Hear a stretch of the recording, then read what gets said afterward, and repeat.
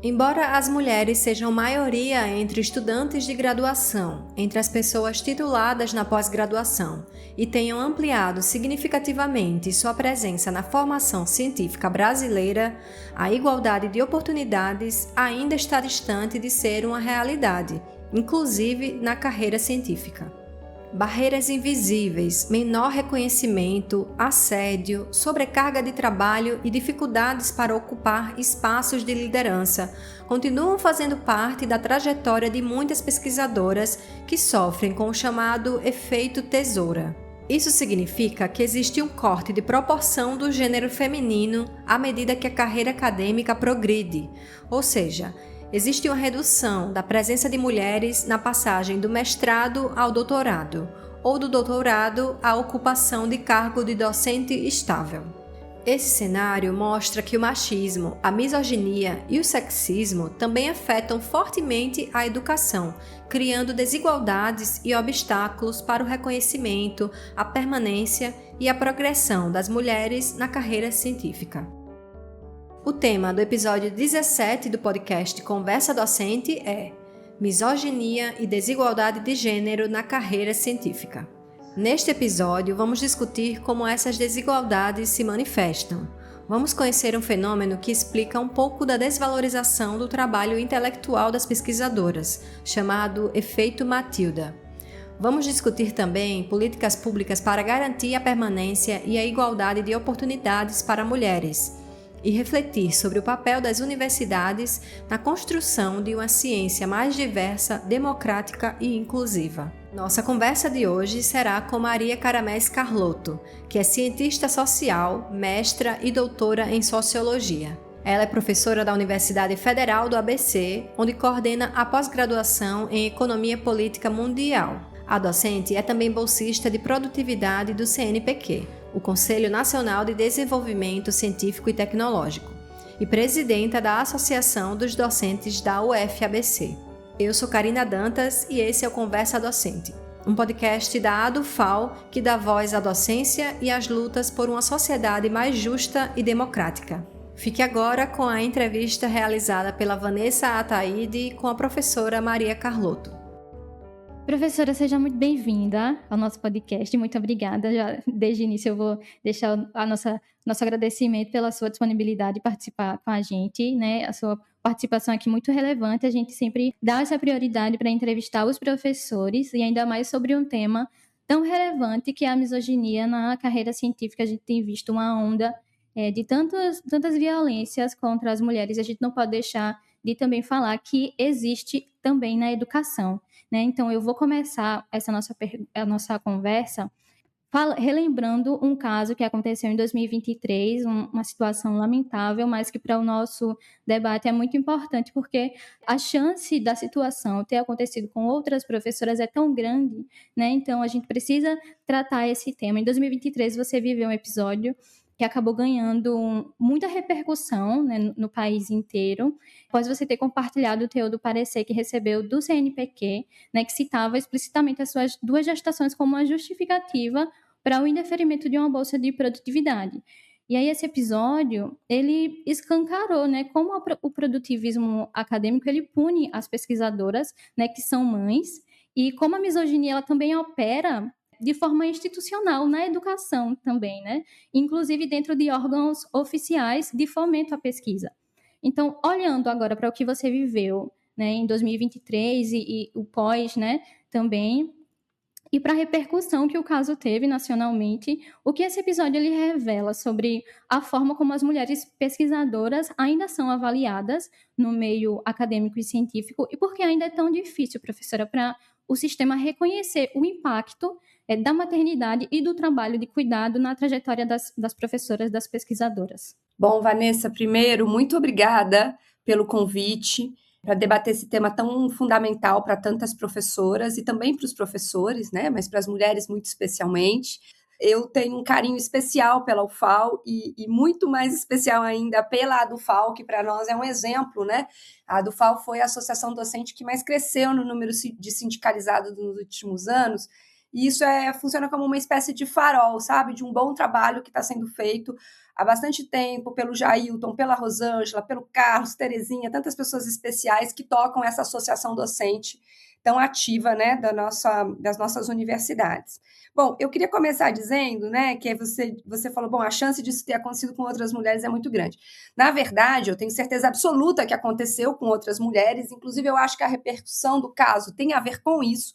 Muitas mulheres se identificaram naquela postagem e passaram a relatar as violências que sofriam em pareceres, né? Pareceres que são, a gente chama duplo cego, ou cegos, né? Ou seja, a gente não sabe quem está dando parecer, e esse anonimato também acaba funcionando como uma espécie de resguardo para você cometer, eu vou pôr um aspas aqui, sincericídios, mas na verdade não é sincericídio, é violência mesmo, né? Você diz o que pensa e o que você pensa na verdade, o que estava escrito ali, né?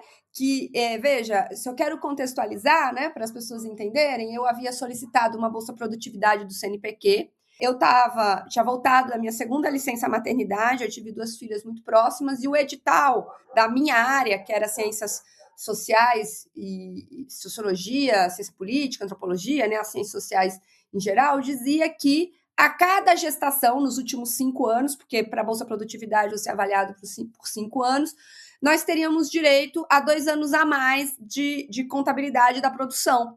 Então, eu estava concorrendo com 9 anos, e tinham sido 9 anos muito produtivos da minha vida acadêmica. Né? Então, eu sabia que eu tinha muita chance, eu estava muito animada, eu já havia pedido outras vezes, eu tinha quase chegado lá, né? Faltava muito pouco, e dessa vez eu tinha orientado mais, né? Então, assim, eu achava, e eu estaria concorrendo com mais anos.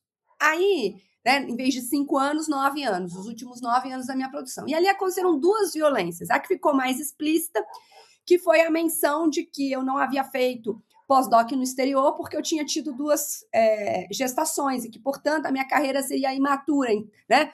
Não estava dito isso explicitamente, mas era isso que estava dito, né? E aí a imaturidade da minha carreira, especialmente no plano internacional, tinha a ver com as gestações. Veja, o parecerista ou a parecerista desconsiderou que era uma pandemia, não fui eu que não viajei, ninguém viajou, né? Eu estava numa universidade nova, a Universidade Federal do ABC, e as universidades novas demandam esforço institucional de construção, né? E a gente estava enfrentando naquele contexto, né, nos anos anteriores a 2023, os governos Temer e Bolsonaro, que foram governos ultraliberais, que cortaram toda a verba para a ciência. Então, o que parecia algo específico da minha carreira e atribuído, pior ainda, à minha maternidade, na verdade, era o que todas as pesquisadoras e pesquisadores brasileiros estavam vivendo, e especialmente esses que estão em universidades novas, né? Que envolvem um sacrifício da carreira em prol da construção da instituição. Né? Eu, desde que entrei na UFABC, construí um programa de pós-graduação, né? Pus de pé projetos político-pedagógicos, construí núcleos de pesquisa. Então, não está tudo pronto como está em universidades mais, né, consolidadas. Então, foi muito violento ele ter atribuído, ou ela, né, mas eu imagino que seja um homem, a minha maternidade uma situação que, na verdade, tinha a ver com uma condição muito mais ampla. Então, essa foi a primeira violência. Mas tem uma segunda violência que, para mim, é tão grave quanto, ou até mais, né, que foi a violência institucional. Como eu falei, aquele foi um edital em que eu deveria concorrer com 9 anos. O parecer do CTC, que é o órgão técnico, fala em 5 anos, ou seja, eles desrespeitaram o próprio edital. Quando eu recorri, eles reconheceram, mas eles me atribuíram uma nota de chegada para eu ficar a 0,01 décimo da bolsa. Né? Então, o que me incomodou ali foi que eles me incentivaram a concorrer como mãe, né? Porque ao dizer você vai ter 2 anos a mais, eles estão gerando um incentivo para as mulheres irem para esse edital, especialmente as mulheres mães. E me devolveram 2 violências de gênero, tanto no conteúdo do parecer, quanto na avaliação que desconsiderou absolutamente o que eles mesmos estavam, né, dizendo. Então, isso revela para mim, primeiro, né, isso que você comentou de que a misoginia é absolutamente naturalizada, né? Houve uma reação importante, né, assim, das mulheres, porque, de novo, elas se identificaram, havia uma construção, não era só eu, né, havia uma série de instituições, né, um movimento docente, o Parenting Science, a Rede Brasileira de Mulheres na Ciência, a própria SBPC, muitas instituições se mobilizaram para que se tomassem providências e muitas providências foram tomadas.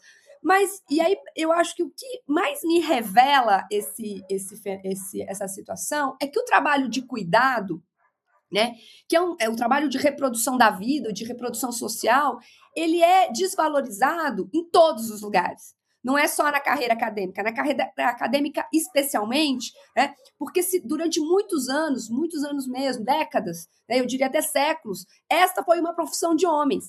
E as mulheres, muito recentemente, né, dos anos 90 para frente, se tornaram a maioria do alunado, né, do ensino superior, a maioria das mestrandas, a maioria das doutorandas, a maioria das pós-doutorandas, mas à medida que a gente vai avançando, quando a gente entra, por exemplo, entre os professores, aí nós já não somos mais maioria. Entre os dirigentes, aí nós não somos mesmo. Entre as lideranças da política científica. Então, existe uma carreira que justamente por não considerar a maternidade, a vida privada, o impacto que a vida tem sobre as carreiras, né, ela acaba excluindo as mulheres desses espaços de poder, né, o que a gente chama de teto de vidro. As mulheres elas não conseguem crescer na carreira porque é uma carreira que não foi feita para elas, né? Foi interessante que você trouxe para a gente, professora, esses dados de que as mulheres elas são maioria entre estudantes, são maioria na pós-graduação, e ainda assim há muita desigualdade. Inclusive, na história da ciência, é muito comum acontecer, né, esse fenômeno em que descobertas e avanços que foram liderados por mulheres, eles acabam sendo atribuídos aos colegas homens, né? Ou eles simplesmente são ignorados, não são usados. E é um conceito que a gente estava pesquisando para poder falar melhor sobre esse tema, é um conceito que é chamado de efeito Matilda, né? Então, eu queria que você trouxesse para a gente detalhasse um pouquinho mais sobre esse conceito, né, esse fenômeno, e de que maneiras o trabalho intelectual das professoras, das pesquisadoras, continua sendo desvalorizado atualmente ou invisibilizado no cotidiano dos departamentos, das bancas, né? Você falou que as mulheres não são, infelizmente, não são a maioria entre as docentes, né, nas lideranças. Então, como isso acontece no cotidiano, nas bancas das publicações acadêmicas? Então, Vanessa, vamos lá. A primeira coisa que eu acho que é importante comentar é que eu sou socióloga da ciência de formação, embora eu não tenho trabalhado com outras coisas para além disso, mas eu entrei na minha carreira na sociologia estudando ciência. E esse tema do efeito Matilda, para a gente entender, a gente vai voltar para o que é o efeito Mateus na ciência. O Merton, que é um dos sociólogos da ciência mais importantes, ele identificou um fenômeno, na verdade, ele parte de uma descrição um pouco idealista do funcionamento da ciência, de que a ciência não teria pátria, não teria gênero, ele não usa exatamente esse termo, mas assim, a ideia de que a avaliação cega, que eu havia comentado, né? Ou seja, você não sabe quem você está avaliando e você não sabe quem te avalia, né? Então, essa descorporificação, vamos chamar assim, eu não sei se é brasileiro, eu não sei em que instituição está, eu não sei se é homem ou se é mulher, eu não sei nada, eu tenho um texto na minha frente, eu avalio aquele texto, eu avalio aquele conteúdo sem levar em consideração quem é a pesquisadora ou o pesquisador. Então, o Merton parte disso para dizer que a ciência, por este mecanismo, ela seria uma ciência universal, não levaria em consideração as especificidades e sim seria uma força de validade universal. Depois, fazendo pesquisas empíricas, né, ele começa a perceber que não é bem assim. E ele descreve esse fenômeno que ele chamou de efeito Mateus, que, na verdade, quando a gente vai olhar a dinâmica de citações, esse princípio do universalismo não é válido. Os pesquisadores mais famosos, ou seja, aqueles que já gozam de alguma fama, que já são conhecidos, eles tendem a ser mais citados, mais lidos, e assim eles vão ficando cada vez mais conhecidos. Ou seja, existe um efeito de concentração de prestígio. Então, é muito comum, por exemplo, quando a gente pega um texto de um aluno iniciante, ou mesmo de um aluno mais, né, de mestrado, doutorado, eles começam citando o Marx, o Weber, os grandes teóricos. Depois eles vão para os teóricos, o Bourdieu, o Foucault, né? E aí, dali eles vão para a pesquisa empírica deles, né? Ou seja, tem todo assim, centenas, dezenas de pesquisadores intermediários entre a grande teoria, né, e o que eles estão pesquisando, que são ignorados. Isso ele chama de efeito Mateus. Ou seja, a necessidade que eu tenho de emprestar o prestígio de pesquisadores conhecidos para legitimar a minha pesquisa, isso gera concentração, né? E gera invisibilidade. Obviamente, né, o Merton, ele foi longe, mas não podia ir tão longe, né, como um homem que ainda, né, que tinha partido de uma epistemologia da universalidade, era muito difícil para ele identificar que os Mateus são sempre homens, né? Eu acabei de citar o Weber, o Marx, o Durkheim, né, o Foucault, são todos homens, o próprio Merton. Né? Foi as sociólogas da ciência feministas, né? no movimento da epistemologia feminista do final dos anos 70, né? 60, 70, 80, que passaram a mostrar, para apontar o que elas foram chamar de efeito Matilda.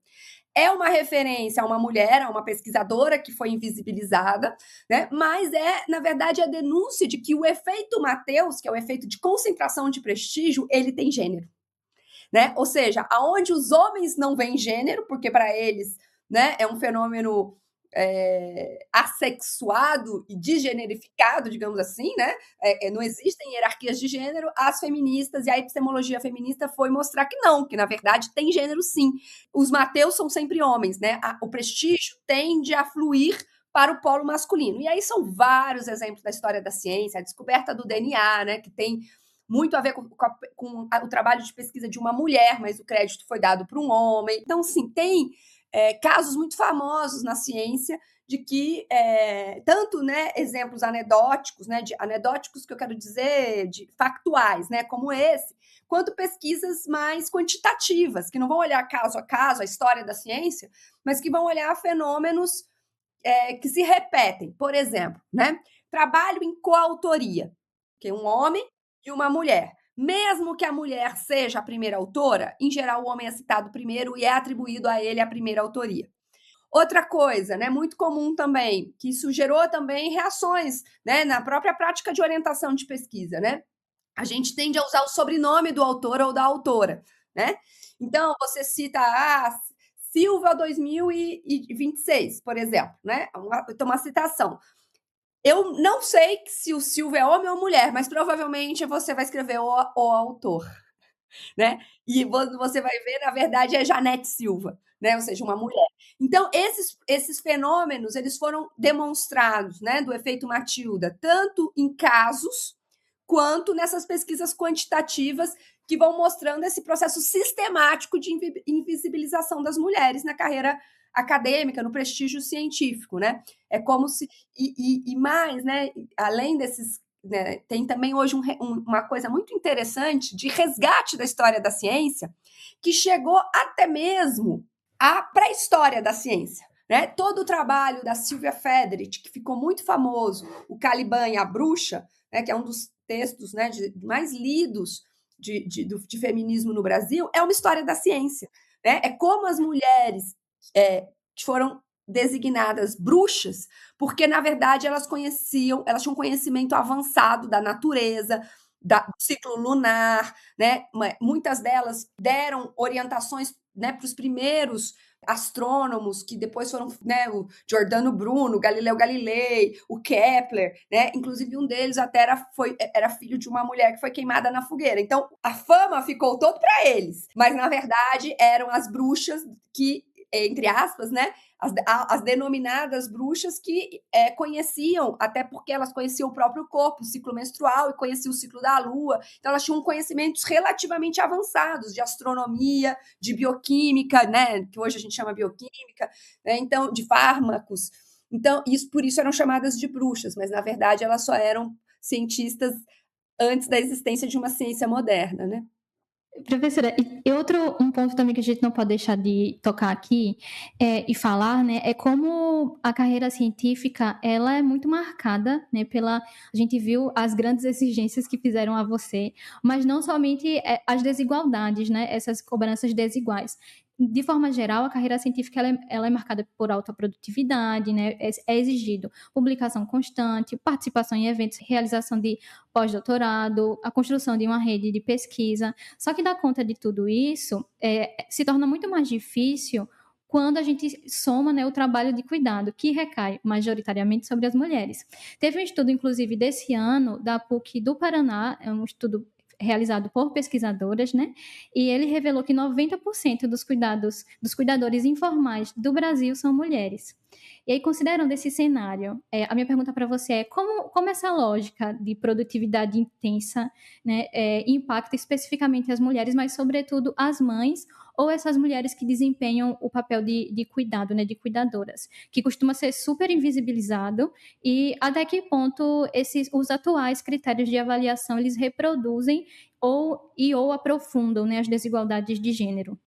Então, Vanessa, esse é um tema muito importante. A primeira coisa é que a lógica da produtividade, que é você medir o trabalho acadêmico por indicadores quantitativos abstratos, eu já vou explicar o que eu quero dizer com isso, ele vem na esteira, né, do neoliberalismo que avança sobre todas as profissões. Né? Ou seja, uma lógica que descontextualiza o trabalho para controlá-lo, para discipliná-lo, né, para fazer o trabalho, digamos assim, responder a uma lógica abstrata, quantitativa, de métricas que são independentes dos contextos e dos corpos que realizam aquela atividade. Isso vale para a profissão acadêmica, mas vale, na verdade, para todas as formas de trabalho. Na nossa, especialmente, avançou muito, porque eu, até na minha pesquisa de doutorado, mostrei, tentei demonstrar isso, que o neoliberalismo chega no Brasil, a lógica neoliberal, pela educação, ciência e tecnologia. Foi neste espaço que se começou a implementar, em primeiro lugar, a lógica da avaliação. Tanto isso que eu estou dizendo é verdade, que quando o MGI, agora nesse último mandato, nesse mandato do governo Lula, no terceiro mandato do governo Lula, queria estabelecer um processo, de padronização das carreiras, que a gente, das carreiras do funcionalismo público, que a gente espera que, inclusive, signifique uma equiparação de benefícios, por exemplo, e de uma distribuição mais equânime dos reajustes salariais, porque não foi isso que a gente viu, a nossa profissão, o magistério superior, teve o pior reajuste no último período. Então, a gente acha muito importante que todas as carreiras do funcionalismo público sejam, de fato, equiparadas. Quando eles foram fazer esse movimento, nós escutamos da própria OMGI que o modelo de avaliação do trabalho é a profissão acadêmica, porque a gente tem isso já instituído há muito tempo, e muito bem estruturado na carreira. Quanto à ascensão na carreira, ela depende do cumprimento de alguns requisitos, ou seja, de processos de avaliação. Então, veja como é avançado isso na nossa profissão. Qual é o problema dessa lógica? É que ela desconsidera, ela descontextualiza o trabalho, por isso ela é abstrata. É como se todo mundo tivesse em condições iguais para fazer um mesmo trabalho e pudesse ser avaliado igualmente. O que se desconsidera deste contexto? Primeiro, se tem verbas disponíveis para nos dar condições de trabalho. Essa é a primeira questão. Tem financiamento da ciência para que a gente seja avaliado para ir para congresso ou tem que pagar do meu bolso e aí quem está indo é quem tem mais recurso? Pessoal, inclusive. Então, essa é uma primeira questão. Se desconsidera completamente a dinâmica de financiamento da ciência, que é desigual. As fundações de amparo à pesquisa em nível estadual não têm o mesmo peso, não têm os mesmos recursos. O Sudeste, portanto, acaba saindo, entre aspas, na frente, porque tem mais recursos. Do ponto de vista nacional, também tem muita desigualdade. Então, quando eu para não dizer, antes até de falar das desigualdades, da restrição orçamentária. Bolsas sendo cortadas, poucas bolsas. Então, por exemplo, a Bolsa Produtividade. Qual é o grande problema da Bolsa Produtividade? É que parece que tem um percentual mínimo de pesquisadores que são produtivos, enquanto todos os demais são improdutivos ou não produtivos o suficiente, sendo que, na verdade, todos são produtivos, mas só tem bolsa para alguns. Percebe como isso gera uma lógica, totalmente distorcida de avaliação da carreira, porque se descontextualiza, em primeiro lugar, a dinâmica de financiamento. Em segundo lugar, se descontextualiza os contextos institucionais. É muito diferente fazer pesquisa na Universidade de São Paulo, na Universidade Federal do Rio de Janeiro, na própria Universidade Federal de Alagoas, que é uma universidade já de muitas décadas, consolidada, que tem estrutura, que tem, enfim, já funciona, digamos assim, as coisas funcionam em alguma medida. É muito diferente de fazer pesquisa numa universidade como a minha, né, que mal tem 20 anos. Você entende? Que assim começou a funcionar há muito pouco tempo. Então, uma universidade que começa a funcionar, ela tem que montar tudo do zero. E quem monta tudo são os professores.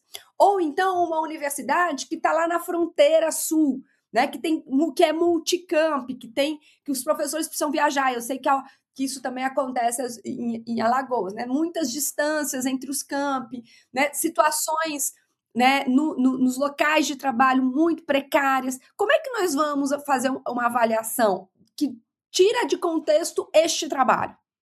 É um problema enorme, né? E, por fim, para chegar no tema que nos interessa, esta avaliação abstrata, que cobra de todos igual, desconsidera este fenômeno que você, com essa pesquisa que você citou, né, mostra o quanto ele é absolutamente estrutural da sociedade brasileira, mas não só da sociedade brasileira, né? A gente sabe que a realidade também de outras sociedades, mas no Brasil isso é particularmente importante, né? Eu estou terminando um curso na UFABC de Interpretações do Brasil, que a gente começa com Gilberto Freire, que é considerado um intérprete conservador do Brasil, né?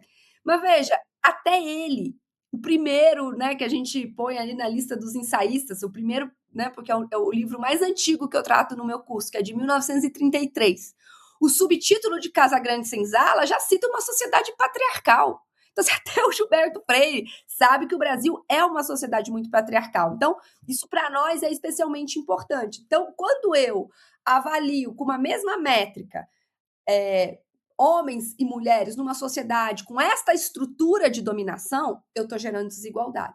Então, esta lógica da produtividade, ela é problemática porque ela descontextualiza, né, as condições em que as condições e os corpos, os contextos e os corpos que realizam esse trabalho, né? E ele é avaliado de maneira igual. Então, eu não estou avaliando o mérito de quem faz. Eu estou, na verdade, disfarçadamente premiando estruturas desiguais. Eu estou premiando as universidades, né, mais estruturadas, as que têm mais financiamento. Eu estou premiando os homens que têm mais tempo disponível, né, que são menos cobrados socialmente, porque se eles, né, a minha profissão ela exige que eu viaje, né? É muito e o pai das minhas filhas também viaja muito. Claro que a cobrança sobre viagens, você não vai estar em casa, é muito maior sobre mim do que sobre ele. Porque para ele é tudo bem, já é esperado que ele saia, né? Mas eu não. Então, assim, é sempre uma questão esta ausência, né? E é uma profissão que demanda isso, né? Então, que demanda muito sobre trabalho em casa. A gente não tem só o tempo de trabalho na universidade, né? A gente tem o tempo de preparação de aula, de correção, de preparação de projetos, de leitura. Então, é uma profissão muito cruel para as mulheres dessa perspectiva, né?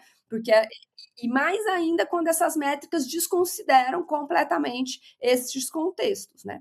E quando você traz isso, que a lógica da produtividade, né, as avaliações, desconsideram os corpos e os contextos, a gente fala que as desigualdades elas não atingem, né, as mulheres de todas as formas, da mesma maneira. A gente tem alunas, pesquisadoras que são mães, mulheres negras, mulheres indígenas, mulheres quilombolas, né, que os filhos possuem algum tipo de deficiência ou que estão em algum tipo de situação de vulnerabilidade social e econômica. Então, elas vão enfrentar obstáculos que vão ser totalmente diferentes, né? Podem ser muito maiores e permanecer na universidade, nesse caso, avançar na carreira acadêmica vai ser muito mais difícil. E aí, eu queria saber de você, quais políticas você entende que são necessárias para que se possa garantir a permanência e a igualdade de oportunidades para essas mulheres, para esses diferentes contextos e corpos, né, de mulheres? Não, então, foi muito importante você ter tocado nesse assunto, porque, de fato, nós estamos aqui enfatizando as estruturas de gênero, mas tem as estruturas de classe e raça que são igualmente importantes, né? Eu comentei que quando a gente desconsidera o contexto, a gente pode estar premiando os pesquisadores mais ricos, né? Os homens ricos, né? Mas o que a minha pesquisa mostra, né? E é muito interessante você ter trazido essa questão, é que quando a gente diz que as mulheres hoje são maioria do ensino superior, né? Quando a gente olha o ensino superior como um todo, né, o ensino superior brasileiro como um todo, o principal grupo demográfico são as mulheres brancas, 26, quase 27%. Quando a gente recorta para o ensino federal, que é onde está, do FAO e onde está, do FABC, o FABC, o principal grupo demográfico presente no ensino público federal do Brasil são as mulheres negras, no âmbito da graduação. Então, existe uma questão que vai ser muito importante e que eu acho que ajuda a entender uma série de reações contra a própria universidade pública, né, que vem de homens brancos, de famílias escolarizadas, endinheirados, que olham para esse processo de democratização como algo inaceitável. Inaceitável. Então, eles vão ter como alvo a universidade não só porque eles são negacionistas, também porque eles são negacionistas, mas eles são negacionistas porque eles são, em primeiro lugar, machistas e racistas. E eles acham que uma instituição, né, com essas características, com esses corpos, né, cada vez mais presentes, só pode ser uma instituição degenerada. Entendeu? Uma instituição fraca, uma instituição que você não faz ciência de verdade. Ciência de verdade é nos espaços que eles estão construindo como universo paralelo, né, onde os homens brancos são a absoluta maioria. Né? Os Brasil Paralelo da vida, os cursos de filosofia online de Olavo de Carvalho, você vai lá ver, é um secto de homens brancos, ressentidos, né, que vêm de famílias de alta renda. Então, essa questão da interseccionalidade, ela enriquece muito o olhar para esse debate que a gente está fazendo. Isso posto, o que eu acho que é muito importante? Primeiro, né, considerando que as mulheres negras são a maioria do ensino federal brasileiro hoje, nós precisamos garantir a efetividade da política de cotas para o acesso à carreira docente, para que essas mulheres possam entrar na carreira docente. Isso é muito importante. Então, acho que quando a gente instituir, né, fazer valer a política de cotas raciais na carreira pública, e especialmente no magistério superior, nós estamos trabalhando muito fortemente pela entrada de mais mulheres na carreira acadêmica. Para isso, é muito importante pensar os concursos públicos, como eles são realizados, né, se existem mulheres na banca, né, porque tem questões que são colocadas, né, para as mulheres quando elas estão num processo de concurso público, que uma se a banca é composta só por homens, é outra se as bancas são compostas só por mulheres, e ainda uma terceira se é uma banca mista. Então, a gente precisa garantir pelo menos bancas mistas. Né? Não pode mais se naturalizar bancas compostas só por homens. Né? Então, acho que isso tem também ou seja, normativas, diretivas para realização de concursos públicos. Outra coisa que eu acho que é muito importante, nós precisamos mexer nos currículos das universidades para trazer o debate de gênero, raça, né, e desigualdades de classe para os currículos como matérias obrigatórias. Nós fizemos isso na UFABC, né, a gente instituiu no nosso curso de ingresso BCH uma disciplina de gênero, né, temos uma disciplina de estudos étnico-raciais, que a gente até gostaria que fosse obrigatória para toda a universidade, mas é só para os alunos de ciências, por enquanto, né, de licenciatura e bacharelado em ciências e humanidades, mas eu acho que era uma questão que deveria ser importante para todos, porque ao fazer isso, nós também vamos estar demandando professores negros, especialmente, principalmente professoras mulheres e professoras negras. Então, mudar os currículos também vai contribuir para acelerar a mudança do corpo docente. Né? Bom, isso só acho que políticas para, né, que nós deveríamos, inclusive como associações docentes, tá incentivando de maneira muito decisiva. Né? Eu sei que na UFAL vocês têm esse debate, nós também temos na UFABC, ou seja, isso deve ser uma pauta do movimento docente permanente, né? Abrir mais concursos, diversificar os currículos, garantir a política de cotas, inclusive com a reparação do que não foi feito. Então, aí tem todo um conjunto de pautas. Outro conjunto de pautas que eu acho que é muito importante é garantir serviços básicos que beneficiam especialmente as mulheres e as professoras. Né? Existe um que é crucial, que é a garantia de creche em todas as instituições. Não existe isso hoje. Né? Existem universidades enormes que não têm creche, que não têm escola, nem sequer perto. Então, isso é uma questão. Nós precisamos pensar os regimes de trabalho. Né? O que é para uma mãe de um bebê de 6 meses que está voltando a trabalhar, dar aula de manhã, de noite, num outro campus? Então, nós podemos pensar em regimes diferenciados, né, para as famílias atípicas, né, para as mães atípicas ou para as famílias atípicas. Então, aí tem outro conjunto também de pautas, né, que diz respeito a essa infraestrutura e também a lógica da carreira. Ainda na lógica da carreira, né? Aliás, na lógica da distribuição do trabalho. Pensando na lógica da carreira, é claro que a gente precisa olhar para como nós estamos avaliando os professores, né? E as professoras, especialmente. Ou seja, nós estamos criando critérios que levem em consideração os contextos e as corporalidades ou não, né? Então, eu acho que isso é uma pauta muito importante também para o movimento docente. E, por fim, eu acho que tem um ponto que é muito decisivo, que é as próprias condições de trabalho, né? Nós estamos numa universidade hoje, né, que precisa de concurso público para a contratação de professor efetivo e precisa de concurso público para a contratação de técnico administrativos. Por quê?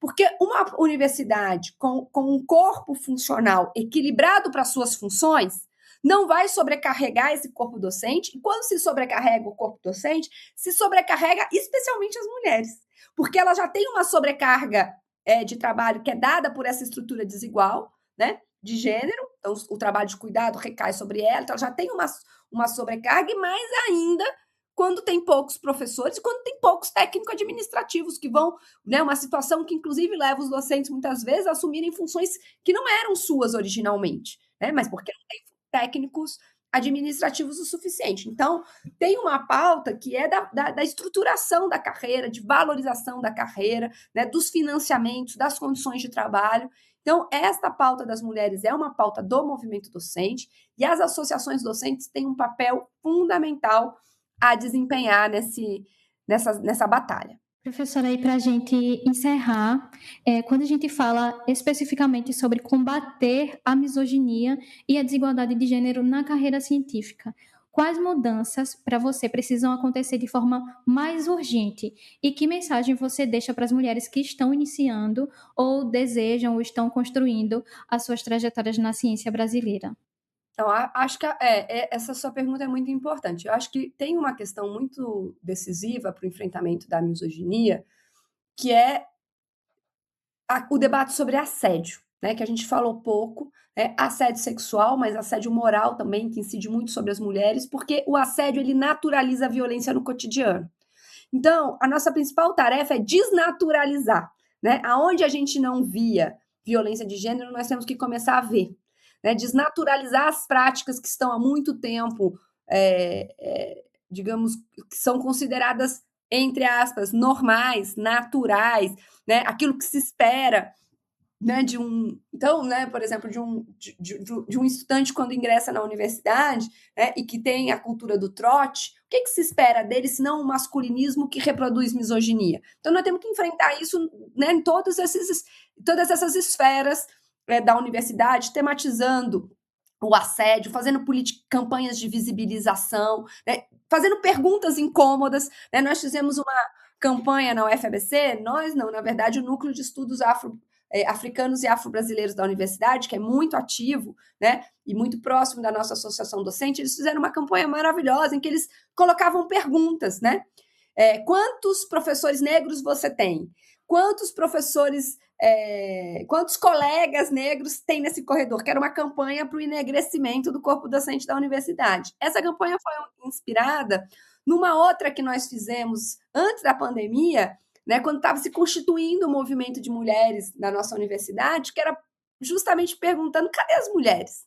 Né? Por que elas são a maioria das estudantes e não estão aqui, né? Na UFABC nós éramos, na época, 33% do corpo docente. Né? A pior distribuição, porque tem um fenômeno, né? Acho que é importante dizer isso, né? Existe um fenômeno que nós chamamos de segregação horizontal, né? Ou seja, as mulheres elas estão concentradas em algumas áreas da ciência, nas ciências sociais, na educação e nas ciências da saúde, ao passo que os homens estão concentrados nas exatas, né? nas ciências exatas e naturais, física, química. Né? É curioso que a estrutura de controle, de direção da ciência brasileira é muito concentrada nessas áreas. Eu fiz um artigo, né, chamado Quem Manda na Ciência Brasileira, com um colega meu da UFABC, e nós mostramos que existe uma concentração de áreas, né, na presidência do CNPq, da CAPES, da FINEP, né, que são justamente as áreas mais masculinas da ciência. Então, isso explica por que os homens são a maioria do corpo diretivo da política científica e tecnológica. Então, nós precisamos desnaturalizar isso. Não é normal, não é natural. Não é só porque as mulheres não têm interesse, elas não puderam chegar, né? Então, nós precisamos trabalhar nessa atividade que é própria da política, que é nomear os problemas, né? Visibilizar, dar visibilidade. E para as mulheres que estão entrando, eu tenho uma dica muito importante. Se fortaleçam no coletivo, né? O que salva as mulheres é que o movimento das mulheres é um movimento coletivo, né? Nos núcleos de gênero, nos movimentos feministas, nas nossas associações docentes, que tem muitas mulheres, né? A do FAO, como a do FABC, presidida por uma mulher, isso é muito importante. Tem muitas mulheres na direção, né? Então, acho que isso o meu recado é: vá em busca daquelas que te fortalecem. Faça esse movimento coletivamente, né? Eu sei que a gente foi acostumado a pensar que a ciência ela é uma atividade muito solitária, mas isso não é verdade, né? A ciência ela é uma atividade coletiva, e quanto mais coletiva, mais as mulheres vão se fortalecer. Professora, muito obrigada por essa mensagem, muito obrigada pela sua participação aqui também, e que nos ajudou a compreender muito mais sobre as diversas realidades das mulheres pesquisadoras, né, das professoras, especificamente também como a misoginia ela impacta não somente a vida das mulheres, mas a gente percebe que impacta também e prejudica o avanço da ciência, né? Então eu deixo você agora com as suas considerações finais. Vanessa, eu queria só agradecer muito a do FAO, né, e por ter a Associação Docentes da Universidade Federal de Alagoas, na figura da presidenta, a Rosângela, que é uma pessoa muito querida, uma mulher muito forte, né, a toda a diretoria da do FAO, deixo o meu abraço enorme para o Miller, para o Jailton, para a Terezinha, para todo mundo que, enfim, constrói cotidianamente esse movimento docente nacional e aí na Federal de Alagoas. E deixar o meu abraço especialmente para as mulheres. Tem mulheres muito guerreiras aí na Federal de Alagoas, a Luciana, que está na Rede Brasileira de Mulheres na Ciência. Tem muitas mulheres que constroem cotidianamente o movimento de mulheres na ciência, o movimento docente e o movimento das professoras, né, enfrentando todas essas violências e essas desigualdades sobre as quais a gente falou aqui nesses últimos minutos. E chegamos ao fim de mais um episódio do Conversa Docente, o podcast da ADUFAL, a Associação dos Docentes da Universidade Federal de Alagoas. Os episódios são publicados mensalmente, sempre na última sexta-feira de cada mês, e estão disponíveis nos principais agregadores de áudio, como Spotify, YouTube, Deezer, Apple Podcasts e Amazon Music. Procure por Conversa Docente e siga o perfil para acompanhar nossas publicações. A apresentação desse episódio é de Karina Dantas, com entrevista realizada por Vanessa Taide. O roteiro e a edição são de ambas as jornalistas. Obrigada pela companhia e nos encontramos no próximo Conversa Docente. Até mais!